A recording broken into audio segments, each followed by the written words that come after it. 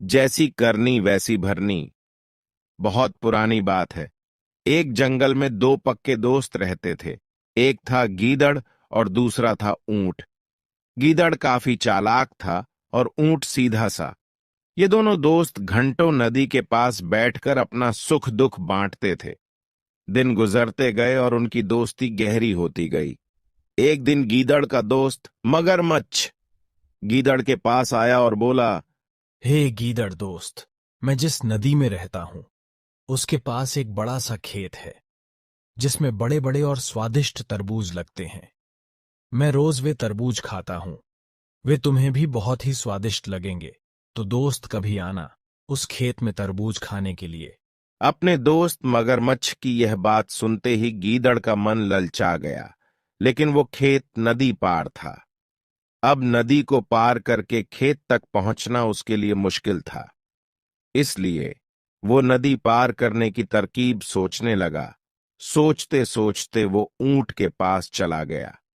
ऊंट ने दिन के समय गीदड़ को देखकर पूछा। मित्र, तुम यहाँ कैसे?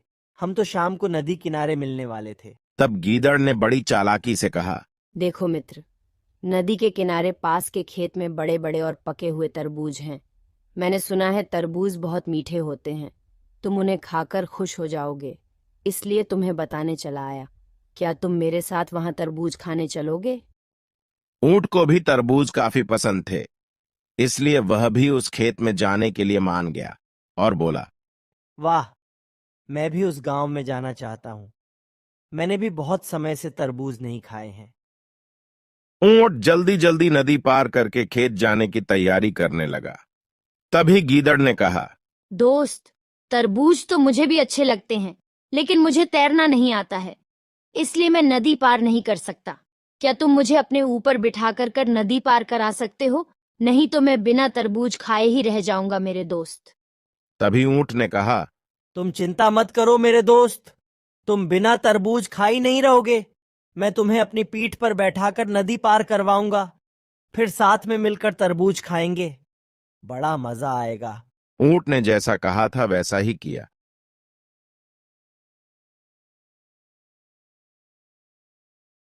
दोनों मित्र तरबूज के खेत में पहुंचकर तरबूज खाने लगे। गीदड़ ने मन भरकर तरबूज खाए और खुश हो गया। खुशी के मारे वो जोर जोर से आवाजें निकालने लगा। तरबूज खा के मेरा पेट भर गया। ओ ओ ओ। तरबूज खा के मेरा पेट भर गया। ओ ओ ओ। तभी ऊंट ने कहा, हे गीदड़ दोस्त, तुम शोर मत करो, कोई आ जाएगा। लेकिन वो माना नहीं। तरबूज खा के मेरा पेट भर गया। ओ ओ ओ। गीदड़ की आवाज सुनकर किसान डंडे लेकर खेत के पास आ गए। गीदड़ चालाक था, इसलिए जल्दी से पेड़ों के पीछे छुप गया। ऊंट का शरीर बड़ा था, इसलिए वो छुप नहीं पाया। किसान ने ऊंट को तरबूज खाते हुए देख लिया। किसानों ने गुस्से के मारे उसे बहुत मारा। किसी तरह अपनी जान बचाते हुए ऊंट खेत के बाहर निकला। तभी पेड़ के पीछे छुपा गीदड़ बाहर आ गया। गीदड़ को देखकर ऊंट ने गुस्से में पूछा, तुम ऐसे क्यों चिल्ला रहे थे? गीदड़ ने कहा कि मुझे खाने के बाद चिल्लाने की आदत है, तभी मेरा खाना पचता है। इस जवाब को सुनकर ऊंट को और भी गुस्सा आ गया। फिर भी वो चुपचाप नदी की ओर बढ़ने लगा। नदी के पास पहुंचकर उसने अपनी पीठ पर गीदड़ को बैठा लिया और नदी में चलने लगा। इधर ऊंट को मार पड़ने से मन ही मन गीदड़ खुश हो रहा था। उधर नदी के बीच में पहुंचकर ऊंट ने नदी में डुबकी लगानी शुरू कर दी। यह देखकर गीदड़ डर गया और बोलने लगा, अरे मेरे दोस्त, तुम ऐसे नदी में क्यों डुबकी लगा रहे हो? ऊंट ने कहा, जिस प्रकार खाने के बाद तुम्हें चिल्लाने की आदत है, उसी प्रकार मुझे कुछ खाने के बाद उसे हजम करने के लिए नदी में डुबकी मारनी पड़ती है। गीदड़ को समझ आ गया कि ऊंट उसके किए का बदला ले रहा है। डुबकी मारते समय गीदड़ नदी में गिर गया। बहुत मुश्किल से गीदड़ पानी से अपनी जान बचाकर नदी किनारे पहुंचा। उस दिन के बाद से गीदड़ ने कभी भी ऊंट को परेशान करने की हिम्मत नहीं की।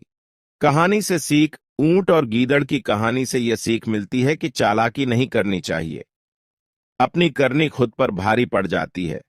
जो जैसा करता है उसे वैसा ही भरना होता है।